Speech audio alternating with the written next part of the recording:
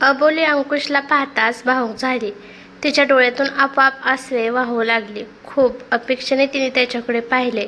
अंकुशलाही खूप आश्चर्य वाटत होते. अबोलीला दवाखान्यात अशक्त अवस्थेत पाहून तो पुढे झाला आणि त्याने तिची विचारपूस केली. तिथे तिचे आई वडील पण होते. अंकुश अबोलीचा एकमेव मित्र होता आणि तिचे आई वडील त्याला मुलासारखं समजत होते. काय झाले अबोलीला? तुम्ही बँगलोरला कधी आलात आणि मला का नाही सांगितलं? असे अनेक प्रश्न त्याने एकदमात विचारले. त्याच्या प्रश्नाला उत्तर न देताच अबोलीने त्याला काकुलतेने विनंती केली, मला आज डिस्चार्ज मिळतोय. मला गावाला जायचं आहे. तू चल ना माझ्याबरोबर. माझं जाणं खूप महत्त्वाचं आहे. तिने हात जोडून विनवणी केल्यावर मात्र अंकुशला तिचं म्हणणं ऐकावं लागलं. अबोलीच्या वडिलांनी अंकुशला मागील काही दिवसात अबोलीबरोबर घडलेली सगळी हकीकत सांगितली. एवढं सगळं सहन केलं तिने, असं स्वतःशीच बोलून त्याने अबोलीच्या आईवडिलांना विनंती करून आपल्या घरी येण्यास तयार केलं. अबोलीला जसं डिस्चार्ज मिळाला तसं लगेच गावाला जायचं होतं. पण अंकुशने तिला आजचा दिवस आराम कर, आपण उद्या सकाळी निघू असं समजावलं होतं. अंकुशला अबोलीच्या चेहऱ्यावरील उदासी मात्र स्पष्ट दिसत होते आणि तिची बेचैनी पण समजत होती. दुसऱ्या दिवशी सकाळीच तो अबोलीला घेऊन गावी निघाला. अंकुशला तिच्यासोबत जे सगळे घडलं त्याचं वाईट वाटत होतं आणि जास्त वाईट वाटत होतं ते त्यावेळी तो तिच्यासोबत नव्हता त्याचं. अबोली आणि अंकुशला त्याच्या घरी पोहोचायला संध्याकाळ झाली होती. अंकुशच्या आईने अबोलीची विचारपूस केली. अबोली अचानक कुठे गेली आणि काय झाले होते सगळे अंकुशने फोनवर सांगितले होते. अबोलीला अजूनही थकवा असेल म्हणून संध्याकाळी कुठेही बाहेर जाऊ नका अशी सक्त ताकीद अंकुशच्या आईने दोघांनाही दिली. आता अबोली पुढे काय म्हणण्याचा प्रश्नच नव्हता. रात्रीचे जेवण आटपून अबोली लवकरच झोपायला गेली, कारण सकाळी लवकर उठून तिला त्याला भेटायला जायचे होते. ती खूप आतुर होती आणि त्याचाच विचार करत होती. त्यामुळे तिला फार उशिरा झोप लागली. सकाळी लवकर उरकून अंकुश आणि अबोली दोघेही निघाले. नुकतीच आजारातून उठलेली अबोली खूप अशक्त दिसत असली तरी तिचा उत्साह आणि ओढ पाहून अंकुशला खूप कौतुक वाटत होतं. तिच्या चेहऱ्यावर खूप सारं तेज अचानक आले होते. डोळे तर नुसता वेध घेत होते. एक एक क्षणाचा रिक्षातून मागे पळत जाणाऱ्या झाडांना, गाड्यांना, इमारतींना आणि लोकांना पाहून मनातूनच ती म्हणत होती, आणखीन काही क्षण मग मी तुझ्यासमोर असेन. अभि म्हणजे तिचा अभिषेक, ज्याच्यावर तिचं खूप प्रेम होतं. गेल्या 7 महिन्यात तिने त्याला पाहिले नव्हतं. तो समोर आला की काय करेन या विचारानेच ती मोहरून जात होती. विचार करत असताना रिक्षा तिने सांगितलेल्या ठिकाणी पोहोचली. अबोलीने एक दीर्घ श्वास घेतला आणि बाहेर पाय ठेवला. समोर एक 5 मजली इमारत होती. त्या इमारतीकडे पाहत असताना अबोलीच्या डोळ्यात एक वेगळी चमक आली. तिच्या चेहऱ्यावर मनातील भावना स्पष्ट दिसत होत्या. तिची पावले हळूहळू त्या इमारतीकडे चालू लागली. आज तिच्या आनंदाला सीमा नव्हती. मनात अभिला भेटण्याची ओढ अजून वाढत होती. शरीरात त्राण नसूनही ती वेगाने पायऱ्या चढत वर दुसऱ्या मजल्यावर गेली. अंकुश तिच्यासाठी धावतच आला पाठी. काही मुलगी ताकद नसूनही किती घाई करते, काही झालं तर असा विचार करत होता. मात्र त्याला अबोलीचा उत्साह पाहून तिचे कौतुक वाटलं. अबोली आता त्या फ्लॅटसमोर उभी होती जो तिच्या अभिने घेतला होता. त्याच्या दारावरील नावावरून भरलेल्या डोळ्यांनी तिने हळुवारपणे आपला हात फिरवला आणि बेल वाजवली. दार उघडायचा आतच तिने आपले अश्रू ओढणीने टिपून घेतल्याने वाट पाहू लागली. दार उघडण्याची काही क्षणात दार उघडले. समोर अभि असावा अशी अपेक्षा असताना समोर एक बाई होती. कोण पाहिजे आपल्याला, तिने असं विचारताच अबोलीच्या चेहऱ्यावरचे भाव अचानक बदलले. समोर 25-26 वर्षातील एक बाई होती. तिच्याकडे पाहून ती विवाहित असावी असे वाटत होतं.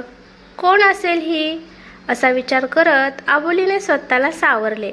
अंकुश काही बोलणार तोच अबोली म्हणाली, अभिषेक सुभेदार इथेच राहतात ना?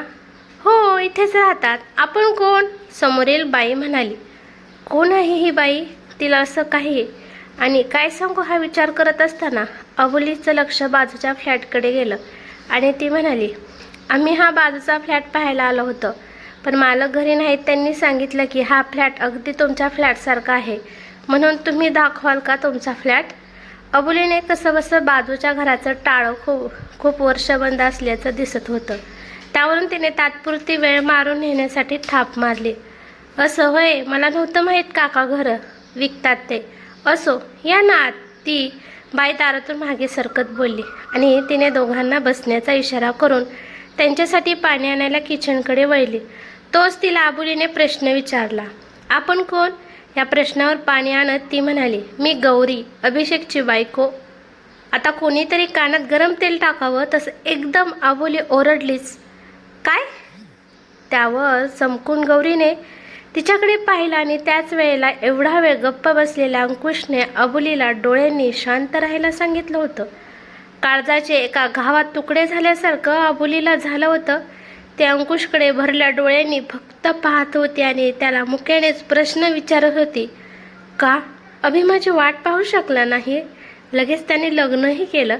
फक्त 6च महिने नव्हती ना मी, आणि त्याने मला विसरून त्याचा संसार पण थाटला. एकदाही माझी आठवण नाही आली त्याला. मग आमचं प्रेम? अंकुशला तिची अवस्था समजत होती, पण गौरीसमोर असल्याने त्याने अबोलीला डोळ्याने शांत राहा असे सांगितले. अबोली कसं तरी आपले अश्रू लपवत इकडे तिकडे पाहू लागली. गौरी किचनमध्ये चहा बनवत होती, त्यामुळे अबोलीच्या चेहऱ्यावरचे भाव तिला समजले नाहीत. हॉलमध्ये चारी बाजूला पाहताना अबोलीला अचानक काहीतरी आठवलं आणि तिच्या चेहऱ्यावर आनंदाची लकेर उमटली. अंकुशने आश्चर्याने तिच्याकडे पाहिलं आणि इशाऱ्याने तिला काय झालं असं विचारलं. चेहऱ्यावर समाधानी भाव आणून अबोली त्याला हळू आवाजात म्हणाली, अभि मला विसरला नाही. त्याने मला शोधलं असेल. काय म्हणतेस तू? मला काही समजत नाही. आश्चर्याने अंकुशने अबोलीला विचारलं. अंकुश, बघ, या घरातील एक एक वस्तू त्याने मला हवी तशी सजवली आहे. ती पेंटिंग बघ, आणि तो टीपॉय, आणि हे शोकेस, सगळं माझ्या आवडीचं. तेवढ्यात गौरी किचनमधून चहा घेऊन आली आणि अबोली शांत झाली. चहा घेत असताना अबोलीने कोणाचेही लक्ष नाही पाहून आपल्या ड्रेसवर चहा ओतून घेतला. गौरीने अबोलीला तिचे कपडे स्वच्छ करण्यासाठी बाथरूमकडे पाठवलं आणि ती चहा घेत अंकुश जवळ उगाचच इकडच्या तिकडच्या गप्पा मारत बसली. अंकुशने ही परिस्थिती सांभाळून घेतली. बाथरूमच्या बाजूलाच बेडरूम होता हे अबोलीला माहीत होते, कारण अभिबरोबर ती घराचं काम चालू असताना तिथे येऊन गेली होती. तिने गौरी आणि अंकुश बोलत आहेत हे पाहिल्याने हीच संधी साधून तिने बेडरूममध्ये प्रवेश केला. बेडरूममध्ये एक एक वस्तू अगदी तिला हवी होती तशीच होती. बेडच्या दोन्ही बाजूला छोटी छोटी कपाटं होती. त्यावर अभि आणि गौरीचे फोटो ठेवले होते.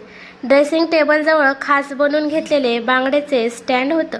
फिक्या रंगाचे आणि फुलांच्या नक्षीकाम असलेले पडदे होते. एक एक छोट्यात छोटी वस्तू पण अबोलीच्या पसंतीची होती. आता मात्र अबोलीला अश्रू अनावर झाले. ती रडू लागली आणि स्वतःला समजावून म्हणाली, अभि नाही विसरला मला. त्याने शोधलं असेल आणि नक्कीच काहीतरी मोठं कारण असेल म्हणून त्याने लग्न केलं. नाहीतर माझा अभि माझ्यासाठी नक्की थांबला असता. पण आता मात्र मला इथं थांबून नाही चालणार. मला जावं लागेल. मला अभिच्या आयुष्यात पुन्हा वादळ निर्माण नाही करायचं. त्याने आधीच खूप काही सहन केले.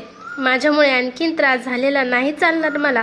देवा, माझ्या अभिला खूप सुखात ठेव, असं म्हणतच म्हणून तिने एकदा अभिचा फोटो उचलून उराशी घट्ट पकडला आणि म्हणाली, आता तुझ्यावर माझा काहीही हक्क नाही. अभिषेकच्या फोटोवर हळूच तिने तिचे ओठ टेकवले. तो फोटो डावीकडे ठेवला आणि तिने असणारा गौरीचा फोटो उचलून उजवीकडे ठेवला. अबोलीच्या तोंडून फक्त एकच शब्द बाहेर पडला, परफेक्ट. अबोली बाहेर आली आणि गौरीला, मी तुमच्या बेडरूममध्ये ड्रेस नीट करायला गेले होते, त्यासाठी सॉरी म्हणाली. त्यावर गौरी म्हणाली, सॉरी काय आहो, तुम्हाला तसाही फ्लॅट पाहायचा आहे ना, मग चला पुन्हा एकदा पाहून घ्या. अबोली म्हणाली, नको नको, मी पाहिलं ना आताच. आम्हाला आता निघायला पाहिजे. दुपारची ट्रेन आहे, ती चुकली तर रात्री निघावं लागेल. गौरीने मग जास्त काही आग्रह नाही केला. अबोली दारातून बाहेर जाणार तोच काहीतरी आठवून ती मागे वळली. तिने गौरीची गळाभेट घेतली आणि म्हणाली, नवीनच लग्न झालंय ना. गौरीने लाजून मानेने होकार दिला. मग अबोलीने हातातील अंगठी काढून गौरीच्या विरोधाला न जुमानता तिच्या बोटात घातली आणि म्हणाली, माझ्याकडून लग्नाचे गिफ्ट समजा. गौरीला काय बोलावे काही समजलेच नाही. ती तशीच अबोलीकडे पाहत राहिली. अबोली मात्र भरल्या डोळ्याने मागे वळून न पाहताच निघून गेले. बाहेर येताच तिने अंकुशला मिठी मारली आणि रडू लागली. अंकुशने तिला शांत केलं आणि रिक्षात बसवले. ती सतत रडत होती. काहीतरी मागे सुटून गेले आणि पुढे कधीच मिळणार नाही याची खंत तिला होत होती. का नियतीने आम्हाला वेगळे केले? का माझ्या नशिबात अभि नव्हता? अशा अनेक प्रश्नांनी तिला भांबावून सोडलं होतं. अंकुशला तिची अवस्था समजत होती. त्याला तिच्या वेदना सहन होत नव्हत्या. त्याच्याही डोळ्यात पाणी तरळले. आता मला एक क्षणही तर नाही थांबायचं अंकुश, प्लीज, मला आत्ताच बँगलोरला परत जायचं आहे. असं म्हणत अबोलीने अंकुशच्या कुशीत तोंड लपवले. त्यानेही तिला जवळ घेऊन शांत करण्याचा प्रयत्न केला. आता दुपारची ट्रेन तर गेली असेल, चल आपण घरी जाऊन फ्रेश होऊ आणि संध्याकाळीच निघू, असं म्हणत अंकुशने तिची समजूत घातली.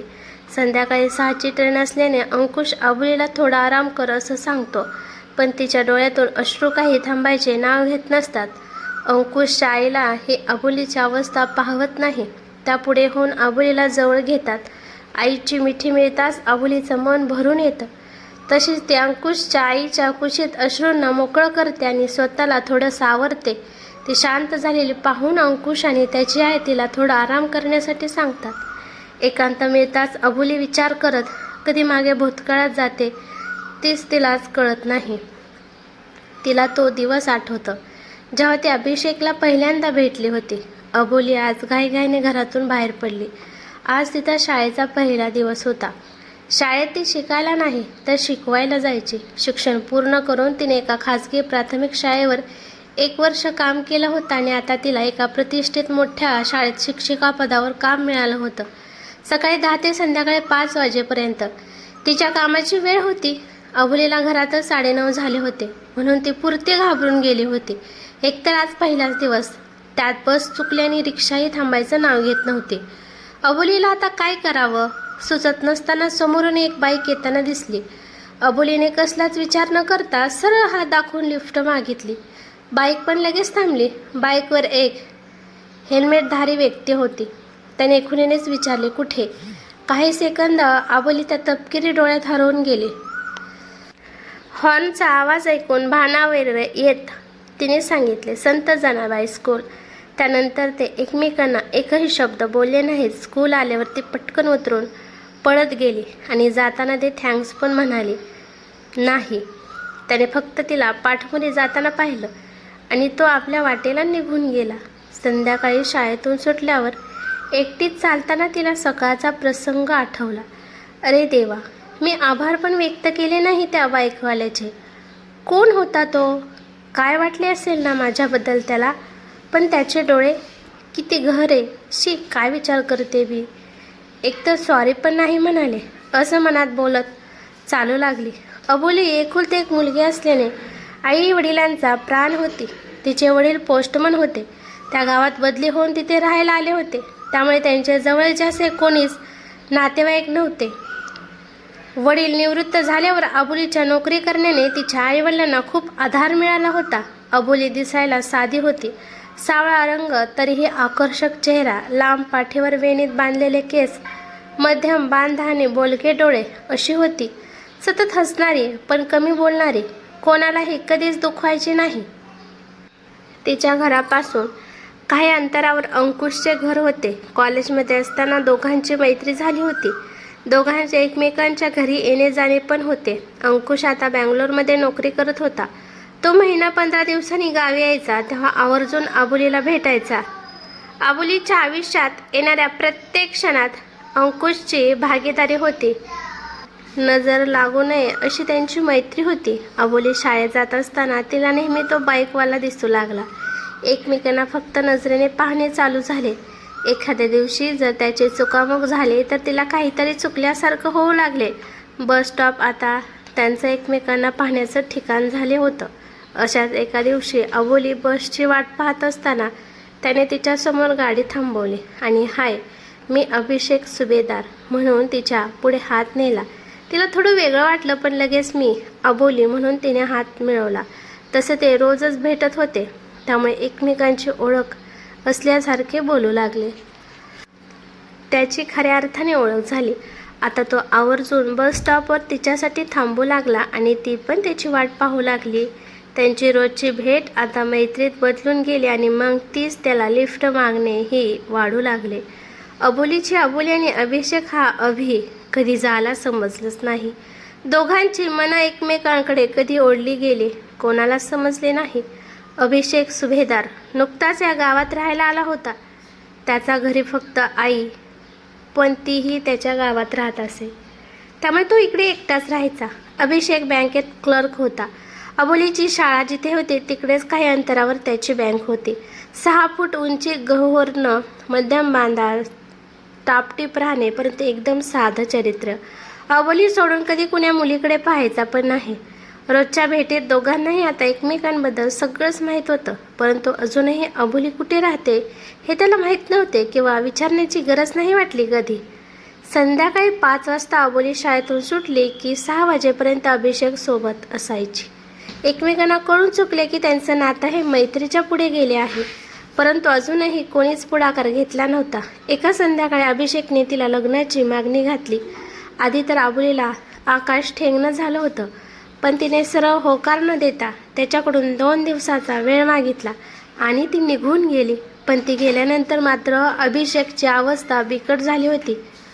का तिने होकार दिला नाही हा प्रश्न त्याला डिवचू लागला.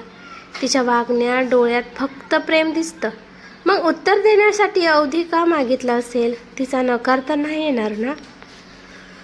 अनेक प्रश्नाने त्याच्या विचारांवर ताबा मिळवला आणि तो बेचैन झाला. आता ती 2 दिवसांनीच भेटणार होती, तसं ठरलं होतं आणि तो त्या दिवसाची आतुरतेने वाट पाहत होता. अबोलीला अभिला होकार द्यायचा होता, परंतु हा महत्त्वाचा निर्णय घेण्याआधी तिला तिच्या एकुलते एक मित्र अंकुशला आपल्या निर्णयात सहभागी करून घ्यायचं होतं. 2 दिवसांनी अंकुश बँगलोरहून येणार होता. तो आला की अबोली अंकुश आणि अभिषेकची भेट करून देणार होती. त्याआधी तिने अंकुशला अभिषेकबद्दल सगळे सांगितलं होतं, परंतु मी अभिषेकला भेटल्याशिवाय तू कोणताही निर्णय घेऊ नको असं प्रॉमिस अंकुशने तिच्याकडून घेतलं होतं. अंकुश नेहमी तिला प्रोटेक्ट करायचा आणि त्याच काळजी करणं हा स्वभाव अबोली व तिच्या घरच्यांना खूप आवडायचा. अंकुश अबोलीच्या आईवडिलांना तिच्या आणि अभिषेकच्या नात्याबद्दल सांगणार होता, कारण त्यांचा अंकुशवर खूप विश्वास होता. त्या काळात सेलफोन नव्हतेच आणि लँडलाईन पण क्वचित असल्यामुळे अबोली आणि अभिषेक यांना बस स्टॉपवर समोरासमोर भेटण्याशिवाय दुसरं काहीही माध्यम नव्हते. सरता सरता 2 दिवसही सरून गेले आणि शेवटी भेटीचा दिवस आला. संध्याकाळी स्कूलच्या समोर असणाऱ्या रेस्टॉरंटमध्ये ते भेटणार होते. अभि लवकर येऊन तिची वाट पाहत होता. त्याची उत्सुकता शिगेला पोहोचली होती. इकडे अबोलीची अवस्था पण तशीच होती. अंकुशला सोबत घेऊन ती त्या रेस्टॉरंटमध्ये पोहोचली. अबोलीला पाहून अभिच्या डोळ्यात चमक आली. तिने अंकुश आणि अभिषेकची ओळख करून दिली. इकडल्या तिकडल्या गप्पा करत अंकुश आता जायला निघाला. त्याने अबोलीला एक स्माईल देत हाताने होकार दे असा इशारा केला आणि तो निघून गेला. अबोलीच्या गालावर लाजेची गुलाबी लाली चढली होती. तिने नजर झुकवली आणि ती अभिच्या बोलण्याची वाट पाहू लागली. अभि आधीच अधीर झाला होता. अंकुश जाताच त्याने अबोलीचा हात हातात घेतला आणि तिला काकुळतेने विचारले, प्लीज सांग ना अबोली, मला आता सहन नाही होत. तिने त्याच्या नजरेला नजर देत त्याला तिचा होकार दिला. आता दोघेही खूप आनंदी होते. एकमेकांच्या डोळ्यात हरवून काही क्षण तसेच गेले. बराच वेळ नजरेने हितकुच केलं. मग भानावर जास्त उशीर नको व्हायला म्हणून एकमेकांचा निरोप घेऊन दोघेही आपापल्या घरी परतले. अबोली खूप खुश होती. अंकुशने तिच्या पसंतीवर त्याची सहमती दिली होती. त्या रात्री पुन्हा अंकुश अबोलीला भेटला आणि तिला चिडवण्याची एकही संधी त्याने जाऊ दिली नाही. आता अभिषेक आणि अबोलीचे रोजचे भेटणे, सोबत फिरणे आणि नव्या आयुष्यांची स्वप्ने पाहणे चालू होते. दोघेही समंजस होते. भविष्याबद्दल सकारात्मक विचार करून आपले कर्तव्य पण पूर्ण करत होते. अभिषेककडे स्वतःचे घर नव्हते, म्हणून त्याने एक 5 मजली इमारतीत एक फ्लॅट बुक केला. बांधकाम चालू असतानाच त्याने अबोलीला तो फ्लॅट दाखवला. ती खूप खुश होती. अभिषेकच्या महत्त्वाकांक्षी स्वभाव तिला खूप आवडायचा. ती नेहमी म्हणायची, माणसाला 4 भिंतीचे पण स्वतःचे घर असावे. याच घरात आपला संसार थाटणार या गोड विचाराने तिच्या मनात गुदगुल्या होत होत्या. आपले घर कसे सजवायचे असं त्याने तिला विचारताच, काय घाई आहे, आपले लग्न झाल्यावर मी माझ्या पसंतीने सारं घर सजवेन असं ती म्हणाली. त्यावर अभि म्हणाला, नाही, मला आधीच सांग, मी सजवेन तुला हवं तसं घर आणि तुला सरळ गृहप्रवेश करून याच घरात आणेन. अबोलीच्या डोळ्यात आनंदाश्रू जमले. आज ती स्वतःला खूप नशीबवान समजत होती. अबोलीने तिच्या मनातील सगळ्या इच्छा अभिला सांगून टाकल्या. हॉलमध्ये कोणत्या रंगाचे फर्निचर घ्यायचे, कुठे कोणती वस्तू ठेवायची हे ती त्या जागेवर जाऊन त्याला सांगत होती. इथे उगवत्या सूर्याचे मोठे पेंटिंग हवे मला. या भिंतीवर तिथे आपला डायनिंग कॉर्नर असेल. इकडे छोटासा सोफा आणि त्याच्यासमोर एक छानसा टीपॉय वर फुलदाणी. घराला फुलांची नक्षी असणारे फिक्या रंगाचे पडदे. किचनच्या कापडांची पिवळ्या व पांढऱ्या रंगाची रंगसंगती तिला बोलतानाच मध्येच टोकत अभिने विचारले. आणि बेडरूम? तिने चमकून अभिकडे पाहिले. त्याचा खोडकरपणा पाहून थोडी लाजूनच म्हणाली, तिथे फक्त माझे राज्य असणार. छानसा ड्रेसिंग टेबल हवाय मला आणि त्यावर माझ्या खूप साऱ्या बांगड्या ठेवायला स्टँड पण हवे. मोठा बेड आणि बेडच्या दोन्ही बाजूला छोटे छोटे कपाटं आणि त्याच्यावर आपल्या दोघांचे फोटो. माझ्या बाजूला तुझा फोटो असावा. जेव्हा मी सकाळी उठेन तेव्हा कुठेही पाहून डोळे उघडले तरी तूच समोर असला पाहिजेस आणि तू पण मलाच पाहावं असं मला वाटतं. तुझ्या त्या फोटोवर माझ्या ओठांचे ठसे कायम राहतील याची मी काळजी घेईल आणि माझ्या ओठांवर असं म्हणत पुन्हा एकदा अभिने तिला छेडलंच. त्यावर लटकेच रागवत तिने त्याला मोठे डोळे दाखवले आणि ते दोघेही हसू लागले. काही क्षणात अबोलीने तिचे पूर्ण आयुष्य अभिच्या स्वप्नात रंगवले होते. अभिषेकचे त्याच्या आईशिवाय दुसरे कोणी जवळचे नव्हते. त्यामुळे अबोलीबद्दल त्याने त्याच्या आईला सगळं सांगितलं होतं. त्याच्या आईलाही काही अडचण नव्हती. मुलाची पसंती आपली पसंती म्हणून तिने अबोलीला न पाहताच तिचा होकार दिला होता. परंतु अबोलीच्या घरच्यांना तिच्या आणि अभिषेकच्या नात्याची अजिबात कल्पना नव्हती. अबोलीच्या वागण्यातूनही कधी त्यांना तसं जाणवले नाही. तिला तिच्या वडिलांसाठी थोडीफार जमापुंजी साठवायची होती. शिवाय अभिषेकचे घरही तयार होणार होते. एकदा का ह्या गोष्टी पूर्ण झाल्या की लगेच ती घरी सांगणार होती. तिच्या घरच्यांचा विरोध नसणार याची तिला खात्री होती. सुखाची स्वप्ने रोजच नव्याने सजत होती. मनाने एकमेकांच्या साथीने उंच गगनात केव्हाच भरारी घेतली होती. एक एक काळी जमी छोटी पाखरं आपलं घरकुल बांधत होते. दोन जीव आनंदात जगत होते. एके दिवशी अभिषेकची आई गावावरून खास आपल्या होणाऱ्या सुनेला भेटायला येणार होती. अभि पण खूप खुश होता. अबोली मात्र पुरती घाबरून गेली होती. तरीही ती उत्सुक होती. काही दिवसांनी अभिषेकचे घरही मिळणार होते. मग त्याची आई स्वतः अभिषेकचे स्थळ घेऊन अबोलीच्या घरी जाणार होती. सगळेच खुश होते. फक्त अबोलीच्या घरच्यांना यातलं काहीच माहीत नव्हतं. दुसऱ्या दिवशी रविवार होता. अबोली सकाळी घरी येणार होती. अभि बेचैन होऊन तिची वाट पाहत होता. सकाळी 10ला येणारी अबोली दुपार होत आली तरीही आली नाही म्हणून तो थोडा काळजीत होता. काहीतरी अडचण असेल म्हणून तो पुन्हा धैर्य कटून तिची वाट पाहत राहिला. संध्याकाळ झाली तरीही अबोली काही आलीच नाही. आता मात्र अभिची काळजी त्याला स्वस्थ बसू देत नव्हती. अबोली भेटायला येते असं सांगून आली नाही असं झाले नव्हतं. त्यामुळे त्याला तिची काळजी वाटू लागली. पण तो तिला शोधायला जाणार तरी कुठे? त्याला एकदाही तिने घरचा पत्ता सांगितला नव्हता. शिवाय तिच्या घरी फोनची व्यवस्था पण नव्हती. तो रात्री खूप उशिरापर्यंत बस स्टॉपवर तिची वाट पाहत वेड्यासारखा बसून राहिला. पण अबोली नाही आली. वाट पाहता पाहता त्याच्या मनात अनेक विचारांची गुंतागुंत वाढली. काय झाले असेल? अबोलीच्या घरी तर समजले नसेल ना? घरच्यांनी तिला मला भेटायला नकार दिला असेल तर? का तीच काही? नाही, पुढे काही विचारही नको करायला. वाईट चिंतले तर वाईटच होतं. आता डोकं बधीर झालं होतं. विचार करत कधी त्याचा डोळा लागला काही समजलं नाही. रात्रभर तो एकटाच बस स्टॉपवर होता. सकाळी रहदारीच्या आवाजाने त्याचे डोळे उघडले. त्याच्या शरीरात आता प्राण नाममात्र उरले होते. कसा तरी चालत तो घरापर्यंत आला. समोर त्याची आई रात्रभर त्याची वाट पाहत होती. डोळे रडून सुजले होते तिचे. अभिने तिला पाहताच धावत जाऊन त्याने आईला मिठी मारली आणि कधी नव्हे तो आज अभि आईच्या मिठीत एखाद्या लहान मुलासारखे रडत होता. संध्याकाळी 5 वाजता अभिषेक बँकेतून घरी येतो. गौरी नेहमीप्रमाणे त्याची बॅग घेते आणि तो तिला चहा बनव असं सांगून फ्रेश व्हायला जातो. चहा तयार होईपर्यंत तो बेडवर स्वतःला झोकून देतो.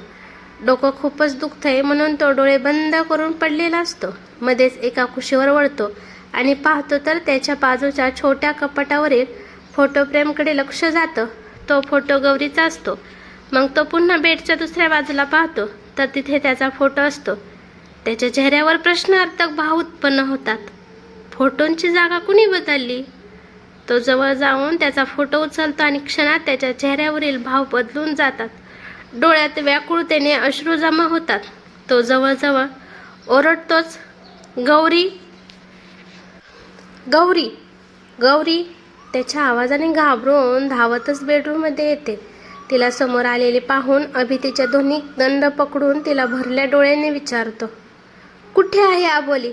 आली होती का ती? काय म्हणाली? कुठे आहे सांग ना. त्याच्या एका मागोमाग येणारे प्रश्नाच्या माऱ्याने भांबावून गेलेल्या गौरीला काही समजत नव्हते. काय बोलतोय अभि? आणि अचानक अबोलीबद्दल का विचारतोय? कधी आली? कुठे? तिला काही समजत नव्हते. ती फक्त त्याच्याकडे प्रश्नार्थक नजरेने पाहत म्हणाली, तुम्ही काय बोलत आहात? मला काही कळत नाही. कोण अबोली? का तुम्ही असं अचानक? ती पुढे काही म्हणायच्या आधीच त्याने तिला थांबवून म्हटलं, अचानक नाही, ती आली होती इथे आपल्या घरी. तू घरीच होती ना, मग तुला नाही समजलं ती येऊन गेली ते? अहो खरंच नाही आली ती, मी घरीच होते पूर्ण दिवस, गौरी कळवळून म्हणाली. त्यावर अभि चिडून तिला म्हणाला, कशी नाही आली? हा फोटो बघ, नीट बघ, त्यावर ओठांचे ठसे आहेत. तुझे आहेत का ते? गौरीने फोटोवरील ठसे पाहून आश्चर्याने मानेनेच नकार दिला. त्याने तिला तिच्या डोळ्यात डोळे घालून तिला सांगितले, ती आली होती. तीच माझ्या फोटोवर असे ओठाचे ठसे ठेवणार होती. तिने तर फोटोची जागा पण बदलली आणि तुला कसं नाही समजलं? आता त्याच्या डोळ्यातून अश्रूंनी वाटा काढल्या होत्या आणि ते सैरभैर वाहू लागले. मग गौरी म्हणाली, आज दुपारी आपल्याकडे अबोली नाही पण ते दोघेजण आले होते. तिला पुन्हा थांबून त्याने विचारले, कोण दोघे? गौरी पुन्हा म्हणाली, शेजारच्या काकांचा फ्लॅट पाहायला आले होते दोघे, एक बाई आणि एक पुरुष. त्या बाईचं नाव मोना सांगितलं तिने. थोडा विचार करत तो म्हणाला, कदाचित तुला पाहून तिने खरं नाव नाही सांगितलं आणि सोबत नक्कीच अंकुश असणार. ती आली होती मला भेटायला आणि मीच नाही.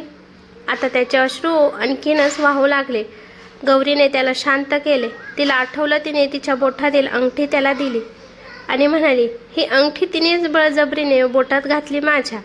मलाही थोडं विचित्र वाटलं. कोणी पहिल्याच भेटीत सोन्याची अंगठी कसं भेट देऊ शकतं? अभिषेकने ती अंगठी हातात घेत म्हटलं, याचा अर्थ आता ती पुन्हा मला कधीच नाही भेटणार. आणि तो पुन्हा गौरीला तिच्याबद्दल विचारू लागला.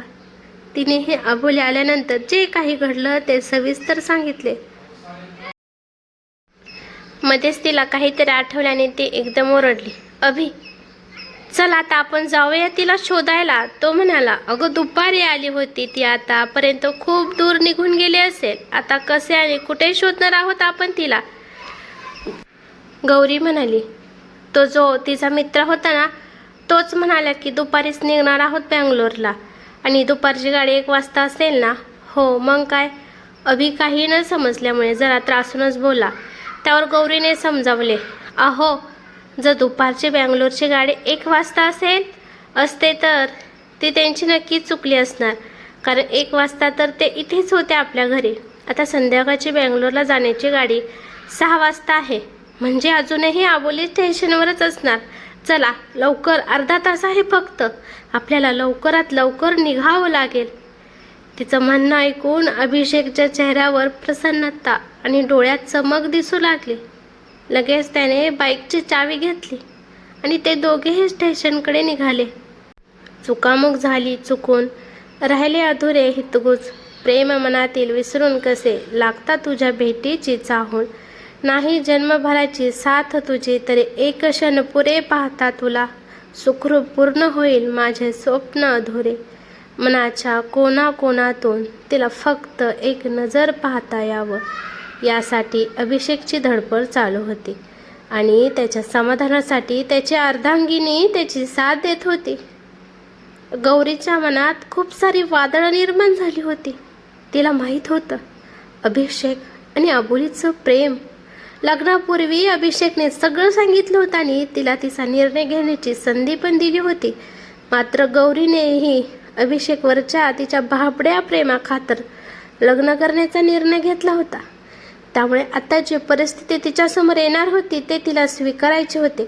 पण अभिला गमावण्याचे दुःख तरी ती सहन करू शकणार होती का? तिच्या मनात असा विचार येताच तिचे शरीर थंड पडले होते. डोळे आपोआप ओले होत होते.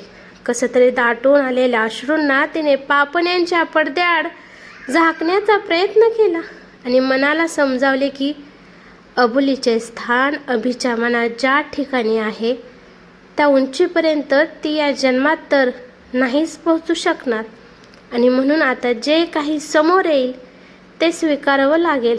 कारण अबोली आणि अभिषेक दोघेही एकमेकांवर जीवापाड प्रेम करत आहेत. त्याचं प्रमाण म्हणजे अबोलीचं परत येणं आणि अभिषेकचं तिची वाट पाहत राहणं हेच होतं. चुकून का होईना जुळले नाते तुझे नि माझे, अपार अबोल पण एकतर्फीचे राहिले प्रेम माझे. ना अपेक्षा ना कसलीही बंधने होती तरीही विश्व तुझ्याच भोवती गुंफले होते माझे. गौरीने त्यांची भेट घडवून देण्याचा प्रयत्न केला होता. तिच्या आयुष्यात या भेटीचे काय पडसाद उमटणार होते याची कल्पना तिला नव्हती. परंतु तिला अभिषेकची तळमळ पाहत नव्हती. त्याच्या सुखासाठी तिला तिच्या भावनांना बाजूला ठेवणे आवश्यक वाटले होते. 10 मिनिटात ते रेल्वे स्टेशनवर पोहोचले. स्टेशनवर 2च प्लॅटफॉर्म होते. अभिषेकने जेमतेम त्याची बाईक पार्क केली आणि प्लॅटफॉर्मवर धाव घेतली. सैरा वैरा धावत तो अबोलीला शोधू लागला. डोळे पाणावले आणि हृदयाची गती ट्रेनच्या स्पीडने चालू होती. गौरी त्याच्या मागेच होती. वेड्यासारखं तो एक माणसाकडे पाहत होता. गाडी अजूनही प्लॅटफॉर्मवर आली नव्हती. थोडीफार असली तरी गर्दी होती आणि त्यात तो त्याच्या अबोलीला शोधत होता. शोधता शोधता अगदी शेवटच्या बाकापर्यंत आल्यावर त्याला अखेर अबोली आणि अंकुश दिसले. त्याच्यापासून काही अंतरावर असलेल्या एका बाकावर अबोली निस्तेज बसलेली त्याला दिसली आणि त्याची पावले जागेवर खेळली. कृश शरीर आणि निस्तेज चेहरा, रडून रडून सुजलेले डोळे. तिच्याकडे पाहून ती आधीची त्याची अबोली वाटतच नव्हती. खूप आजारी असल्यासारखी ती दिसत होती. तिला पाहून काही महिने झाले होते तरीही त्याला कित्येक वर्षांनी तिला पाहतोय असं वाटलं. काही वेळ तसाच तो तिला पाहत राहिला. जणू आज तो गेल्या 6 महिन्यात नाही पाहिल्याने राहून गेलेली पोकळी भरून काढण्याचा प्रयत्न करत होता. खूप काही बोलायचे होते, खूप काही विचारायचे होते. शब्द मात्र ओठात अडकले आणि डोळे तिला पाहण्यात व्यस्त होते. त्याच्या तोंडातून अस्पष्ट 2 शब्द बाहेर पडले, अबोली, जे त्याच्या बाजूला असणाऱ्या व्यक्तीला पण ऐकू गेलं नसते. परंतु अबोलीच्या कानापर्यंत की मनापर्यंत ते नक्कीच पोहोचले होते. तिने नजर त्याच्या दिशेने वळवली आणि डोळे आपोआप वाहू लागले. सारे जग एकाच क्षणात स्थिर झाले. फक्त 2 हृदये धाकधूक करत होती. दोघांचे श्वास एकमेकांना आवाज देत होते. कुठेतरी हरवलेल्या क्षणांना जमवून ते दोघे एकमेकांच्या डोळ्यात साठवून घेत होते. काही क्षण एकमेकांशी डोळ्यांनीच विचारपूस केली. दोन्ही मने खूप आतुर झाली होती. एकाच काळजाचे 2 तुकडे एकमेकांना दुरूनच पाहत होते. आनंद आणि दुःख यांचे मिलन दोन्ही डोळ्यातून वाहत होते. पावले जड झाली होती तरीही ते दोघे एकमेकांच्या जवळ जाऊ लागले. अबोलीला वाटलं पळत जाऊन अभिला घट्ट मिठी मारावी, पण त्याच्या काही अंतरावर मागे गौरी उभी होती. आता तो गौरीचा पती आहे आणि माझा त्याच्यावर काहीच अधिकार नाही असं मनात येताच तिने भावनांना बंधन घातलं.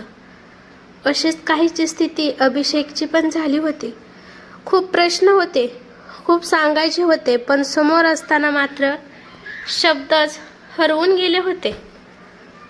तो फक्त तिला डोळ्यात साठवून घेत होता.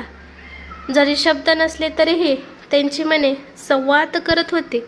डोळ्यानेच एकमेकांना विचारत सांगत होते, कसा सहन केला विरह तुझ्या विना, कसा घेतला श्वास, मरण यातना भोगून झाल्या, पण हरला नाही तुझ्या माझ्या प्रेमावरील विश्वास. हृदयात वेदना आणि ओठावर स्मित, मनात ओढ आणि डोळ्यात अधू, स्पर्शासाठी आतुर तर विरहाची सल, पण प्रेमाचा आदर. सर्व भावनांचे मिलन होत होते, कोणालाच काही सुचत नव्हते. अबोलीच्या मागे काही अंतरावर उभा असलेला अंकुश आता पुढे आला आणि त्याने अभिषेकला मिठी मारली. त्याची विचारपूस केली आणि त्याला म्हणाला, बोलून घ्या दोघेही.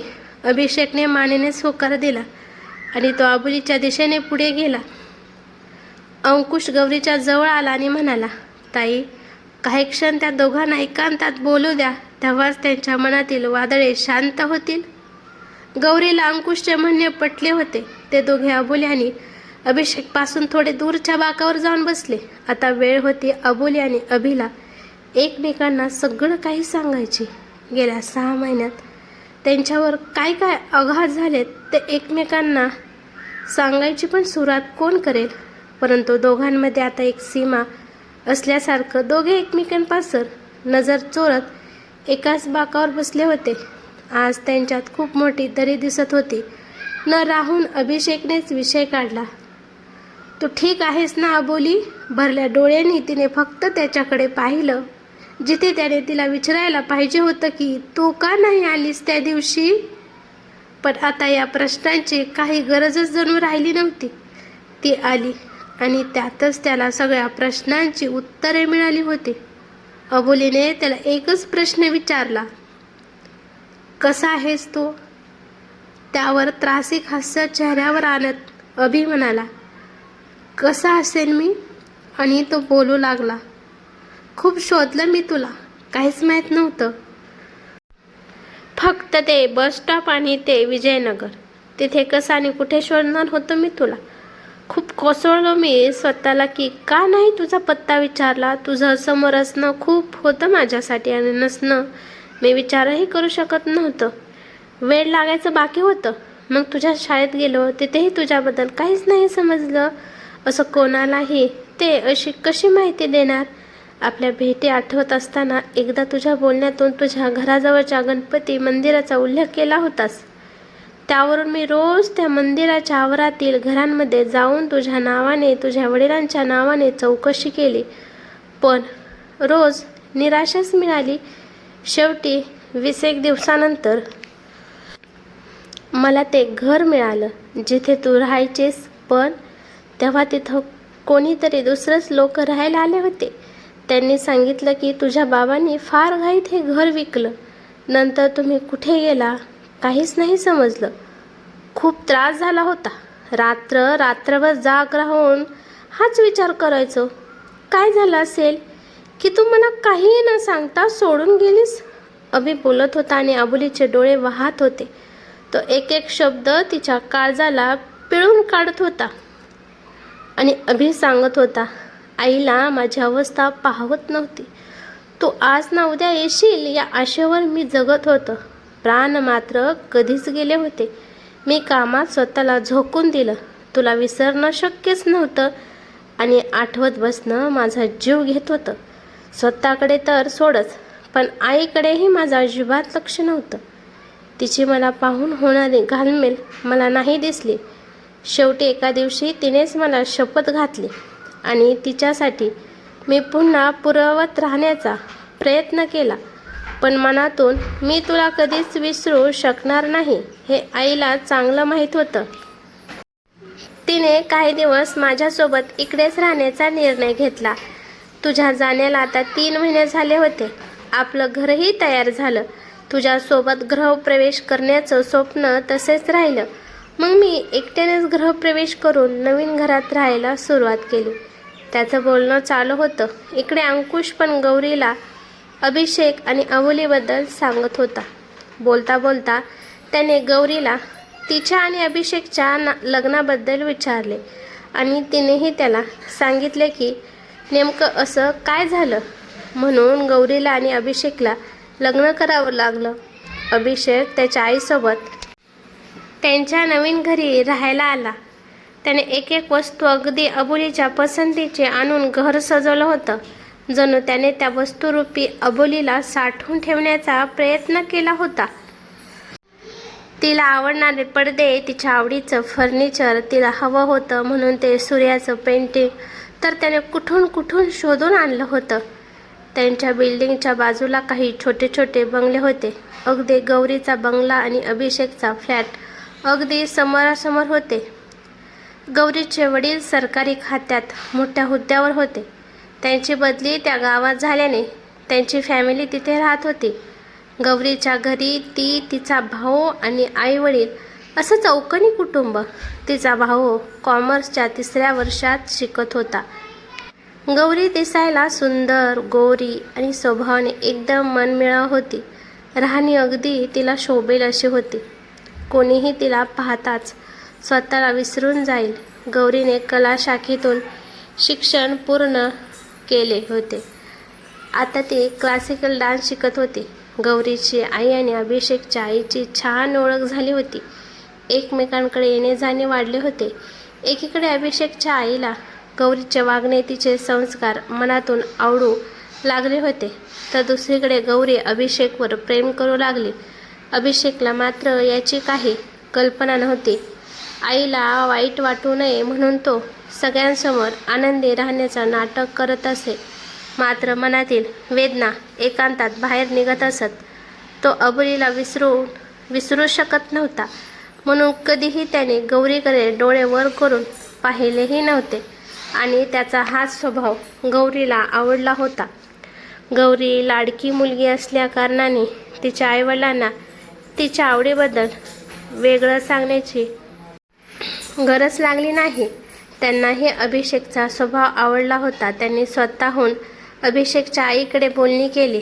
अभिषेकच्या आईला तर आभाळच ठेंगणं झालं. एकतर सारखं अभिषेकची काळजी आणि दुसरीकडे एवढ्या सुंदर सुसंस्कारी मुलीचं स्थळ स्वतःहून चालून आल्याने ती खूप खुश झाली. परंतु अभिषेकला हे मान्य नव्हतं. त्याने आईला त्यांना नकार द्यायला सांगितला. आईला आता सहन झालं नाही. अभिषेकची तडफड तिला जाणवत होती आणि अबोलीबद्दल ती येईल याची काही शाश्वती नव्हती. म्हणून थोडं रागवतच तिने अभिषेकला बजावून सांगितलं की यापुढे अबोलीचा विचार करायचा नाही. तिला यायचं असतं तर ती आली असती, पण नाही आली. याचा अर्थ तिला मुळात तुझ्यासोबत लग्न नव्हतं करायचं. यावरून समजतं ती कसल्या संस्काराची मुलगी असेल ते. तसंही आता मी या लग्नाला मान्यता दिली आहे आणि तू मुकाट्याने या लग्नाला तयार हो. आता मात्र अभिषेकला सहन झालं नाही. त्याने रागाच्या भरात आईला ओरडूनच सांगितलं की अबोलीचे संस्कार काढू नकोस. मला माहिती आहे ती कशी आहे. प्रेम आहे माझं तिच्यावर. आयुष्यभर वाट पाहीन तिची आणि ती एक दिवस नक्की परत येईल. त्याच्या आईला कधीही उलट न बोलणारा अभिषेक आज खूप काही बोलून गेला होता. त्याचं तिला एवढं वाईट वाटलं की ती जमिनीवर कोसळली. तिच्या पडण्याच्या आवाजाने अभिषेक धावतच येऊन पाहतो तर त्याची आई निस्तेज जमिनीवर कोसळलेली त्याला दिसली. जीवाच्या आकांताने त्याने आईला हाक मारली, परंतु तिची गंभीर अवस्था पाहून त्याने तिला तत्काळ दवाखान्यात दाखल केली. काही वेळाने गौरीचे आईवडील दवाखान्यात आले. त्यांच्या ओळखीने डॉक्टरांनी आणखीन चांगल्या प्रकारे अभिषेकच्या आईची ट्रीटमेंट केली. दुसऱ्या दिवशी त्याच्या आईला शुद्ध आली. तिला हृदयविकार असल्याने डॉक्टरांनी लवकरात लवकर ऑपरेशन करण्याचा सल्ला दिला. अभिषेकने आईजवळ जाऊन तिची माफी मागितली. आईनेही त्याला माफ करून जवळ घेतलं, मात्र ऑपरेशन करण्यास साफ नकार दिला. तिचं ठाम मत होतं की माझ्या मुलाला रोज मरताना पाहणं मला आता शक्य नाही. त्यापेक्षा मीच हे जग सोडून जाते. आता मात्र अभिषेककडे कोणताही मार्ग नव्हता आईला समजवण्याचा. त्याने आईला तो लग्नाला तयार असल्याचं सांगितलं आणि त्याच्या आईचं ऑपरेशन झालं. सर्व परिस्थिती आटोक्यात आल्यावर लग्नाच्या तयारीला जोर चढला. सगळे खुश होते, परंतु अभिषेक आतून तुटत होता. एके दिवशी महत्त्वाचे बोलायचे आहे असं सांगून त्याने गौरीला भेटायला बोलावले. मनातून खूप खुश असलेली गौरीही त्याला भेटायला आली. अभिषेकने गौरीला त्याच्या आणि अबोलीच्या प्रेमाबद्दल आणि आतापर्यंत त्याच्या आयुष्यात जे घडलं होतं त्याबद्दल सगळं सांगून टाकलं. पुढे हे लग्न करायचं की नाही हे तूच ठरव, मी तुला कोणतंही वचन नाही देऊ शकत असं त्याने सरळ तिला सांगून टाकलं. गौरीला या गोष्टीचा अंदाज नसल्याने तिची अवस्था बिकट होती. तिने खूप स्वप्ने पाहिली होती तिच्या आणि अभिषेकच्या बद्दल. आता मात्र तिला काही सुचत नव्हतं. एकीकडे तिचं प्रेम आणि दुसरीकडे अभिषेकचं खरं बोलणं, त्याची आई आणि तिच्या आई वडिलांचा विश्वास. तिच्या मनात अनेक विचार फेर धरू लागले होते. घरी आल्यावर कोणालाही मनातलं न सांगता तिने रात्रभर जागून विचार केला आणि सकाळी अभिषेकला जाऊन सरळ सांगितलं की जे होईल ते होईल, मी एक मैत्रीण म्हणून तुम्हाला साथ देईल. मग हे लग्न टिकलं तर माझं आणि नाहीच टिकले तर मी समजेन की माझं कधीच नव्हतं. अभिषेकची आई बरी होते आणि गौरीच्या वडिलांची पुन्हा बदली होणार असते म्हणून अभिषेक व गौरीचं लवकरात लवकर लग्न ठरतं. दोघांचं खूप थाटामाटात लग्न होतं. मात्र मनातून दोघंही तुटून गेले होते. दोघांची स्वप्ने कसोटीवर आपापले स्थान मिळवण्यासाठी धडपड करत होते. अभिषेकचं लग्न का झालं याचं कारण आता अबोलीला समजलं होतं. तेव्हा त्याची स्थिती काय असेल याची अबोलीला कल्पना होतीच. शिवाय त्याच्या जागी ते असते तरीही आपल्या आईवडिलांच्या आग्रहाखातर तिनेही तसंच केलं असतं. त्यामुळे तिला त्याचा अभिमान वाटला. पण आता तो कधीच भेटणार नाही याची सल मनात कायम राहणार होती. हा विचार मनात असल्याने तिचे अश्रू काही थांबत नव्हते. दूर कितीही जावं तरी ओढ तुझीच माझ्या मनाला, झाल्या किती विरह यातना, कसे विसरू आपल्या प्रेमाला, गुंतुनी तुझ्यात मी हरवले तुला पाहताना, जगणे शिकत होते प्रेमात तुझ्या जगताना, क्षण एक पुरे होता तुझ्यावरी भाळले मी, मन अर्पिले तुला अन झाले तुझीच मी, स्वप्ने सजवलेली तुझ्या मिठीत राहण्याची, एक ओढ ही होती दिन रात पाहण्याची, डोहात नयनांचा माझे बुडून जाणे अन नजर चुकवणे ते तुझे मला पाहणे, कशी विसरून जाऊ क्षण आपल्या प्रीतीचे, बंध मनाने गुंफले होते जन्मजन्मसाठीचे, परतून तुझ्याच साठी आले मी मरणाद्वारातून, पण हरवून बसले आता तुलाच माझ्या जगातून, साथ देते तुला सांग तू परतून येशील का, तुझविन जगू कशी शिकवून जाशील का, श्वास होतास तू माझा तूच हृदयातील स्पंदन, रिते झाले मन माझे अन आता अधुरे हे जीवन. अभिषेकने तिच्याकडे पाहिले तेव्हा तिने आपले डोळे पुसले, पण मनातून मात्र तिला तिचा हुंदका आवरणे शक्य नव्हते. आता काहीतरी अबोली बोलील या अपेक्षाने अभिषेकने तिच्याकडे पाहिले. अंकुश आणि गौरी त्यांच्याजवळ आले. अबोलीला सांगायचे होते पण दाटून आलेल्या कंठातून शब्दच बाहेर पडत नव्हते. अबोलीने अंकुशकडे पाहिले आणि त्याला काय समजायचे ते समजले. त्याने अबोलीला मी बोलतो तू शांत हो म्हणत सांगायला सुरुवात केली. अभिषेकच्या आईला भेटायचे म्हणून अबोली खूप घाबरली होती. जरी त्यांनी तिला पसंती दिली होती तरीही आज पहिल्यांदा समोरा पाहिल्यावर त्यांची काय प्रतिक्रिया असेल याचा विचार सारखा अबोलीला सतावत होता. शिवाय रविवार असल्यामुळे कुठे जाते हे तिच्या आईला कसं सांगावं हा प्रश्न पण पडला होता. तिचे बाबा फेरफटका मारण्यासाठी बाहेर गेले होते. आई मी मैत्रिणीकडे थोडं काम आहे तेव्हा जाऊन येते असं सांगून ते घराबाहेर पडले. अभिषेककडे रिक्षाने जायचं म्हणून ती रिक्षा स्टँडकडे चालत निघाली. मन प्रसन्न असलं की सारं जग सुंदर दिसतं. अगदी तसंच आज तिला वाटत होतं. रस्त्यालगत एका मैदानावर काही मुलं क्रिकेट खेळत होती. चालत असताना तिचं लक्ष त्या मुलांच्या खेळाकडे गेले व खेळताना त्यांना मिळणाऱ्या आनंदाकडे ती कुतूहलाने पाहत होती. अनेक वेळा त्यांचा चेंडू रस्त्यावर येत होता. असाच रस्त्यावर आलेला चेंडू नेण्यासाठी एक मुलगा रस्त्यावर आला. तो वाहनांकडे न पाहता रस्ता ओलांडू लागला. समोरून येणाऱ्या ट्रककडे त्याचं लक्ष नव्हतं. अबोलीने ट्रक पाहिला आणि कसलाही विचार न करता त्याच्याकडे धावली.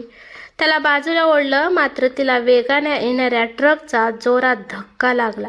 धक्का एवढा जोरात होता की ती रस्त्याच्या बाजूलाच असणाऱ्या दगडाच्या ढिगावर फेकली गेली. क्षणात काय झालं कळलंच नाही. एक किंकाळी तिच्या तोंडून निघाली आणि तिच्या डोळ्यावर अंधारी आली. दगडावर पडल्यामुळे तिच्या डोक्यात एक धारदार दगडाचे टोक घुसले होते.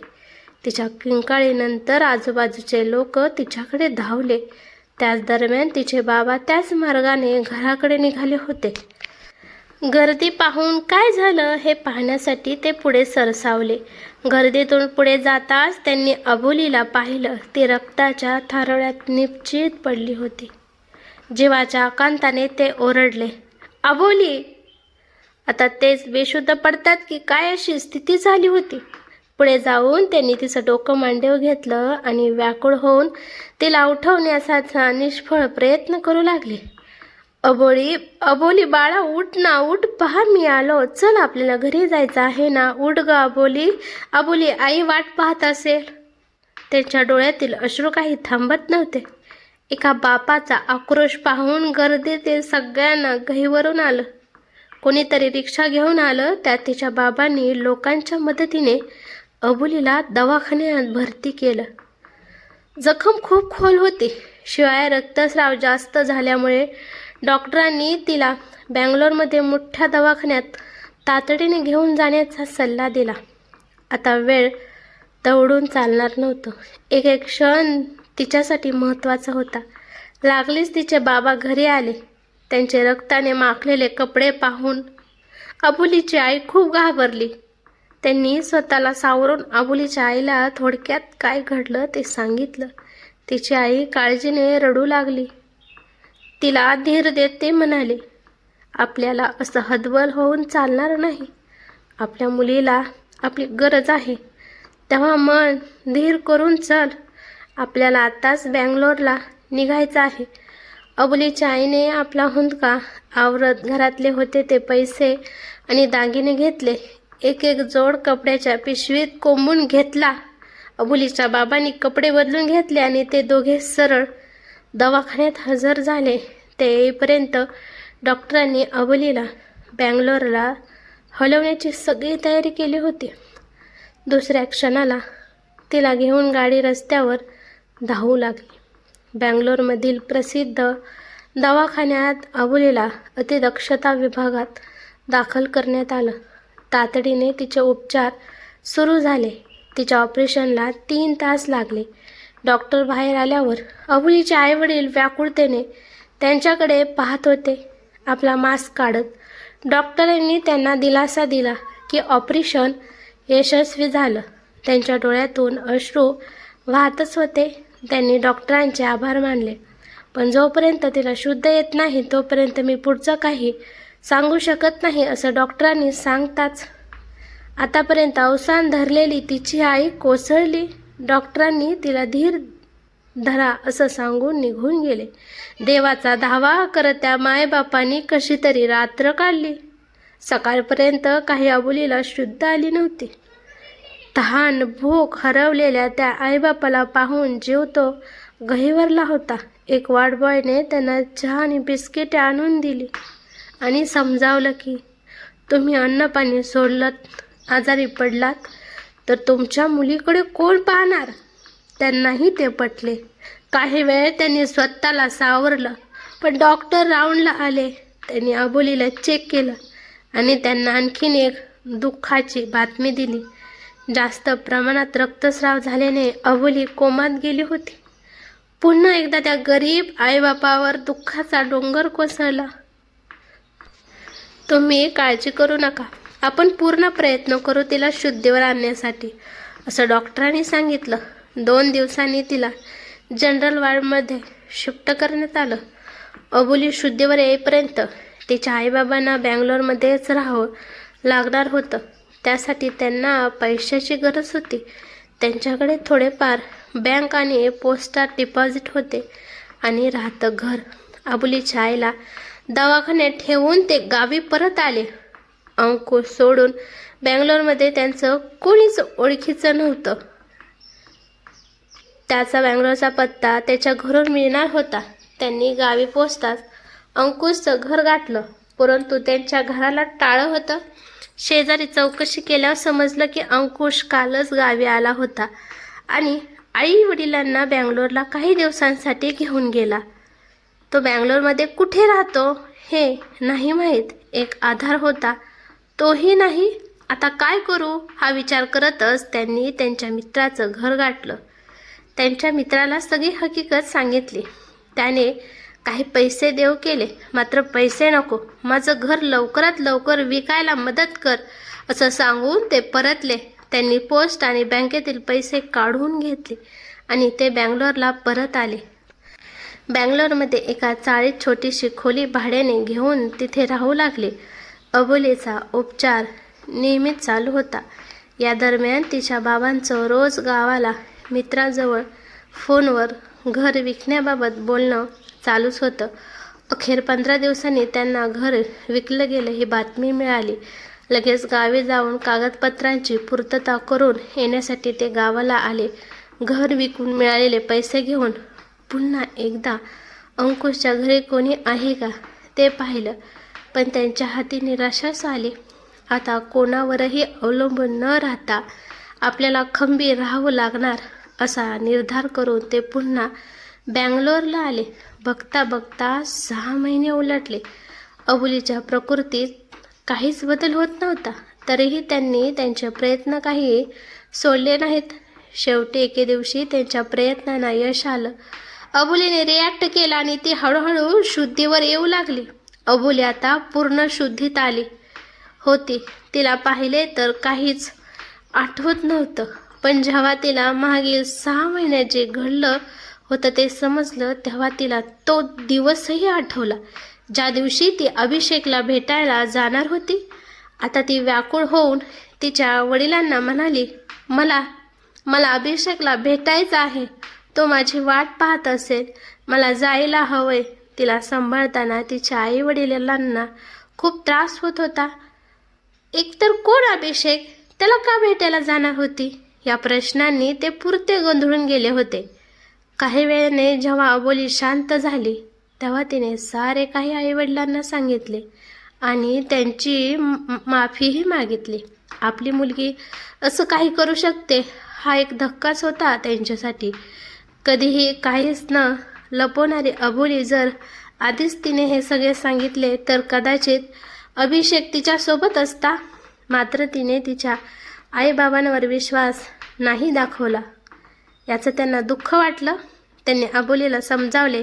आत्ताच तर ती शुद्धीवर आली होती आणि अजून तिची ट्रीटमेंट चालू होते. डॉक्टरांनी पण तिला काही दिवस दवाखान्यातच ठेवावं लागणार असं स्पष्ट सांगितलं होतं. आता डिस्चार्ज मिळेपर्यंत तिला पर्याय नव्हता. ज्या दिवशी डॉक्टरांनी तिला उद्या डिस्चार्ज देऊ असं सांगितलं त्याच दिवशी मित्राच्या आजारी आईला भेटायला आलेल्या अंकुशला त्याच्या वॉर्डमध्ये अबोली दिसली आणि त्यांची भेट झाली. अंकुशने सगळं सांगून टाकलं. सगळेजण स्तब्ध होऊन ऐकत होते. अबोलीचे डोळे सारखे वाहत होते. अभिषेक तर निशब्द झाला होता. एक निर्धार करून तो उठला. त्याने जाऊन अबोलीला मिठी मारली. अनपेक्षित केलेल्या कृतीने अबोली एकदम गडबडून गेली होती. मात्र दुसऱ्या क्षणाला कसलाही विचार न करता तिनेही त्या मिठीत स्वतःला झोकून दिले.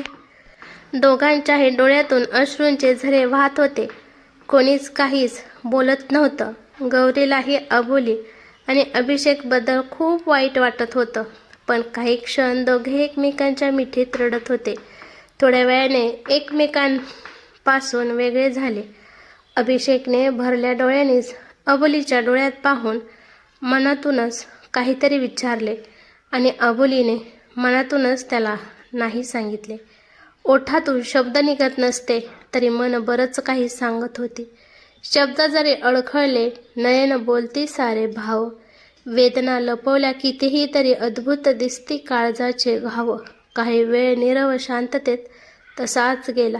थोड्याच वेळात बँगलोरला जाणारी गाडी रेल्वे स्थानावर पोहोचत आहे अशी घोषणा झाल्याने सगळे भानावर आले.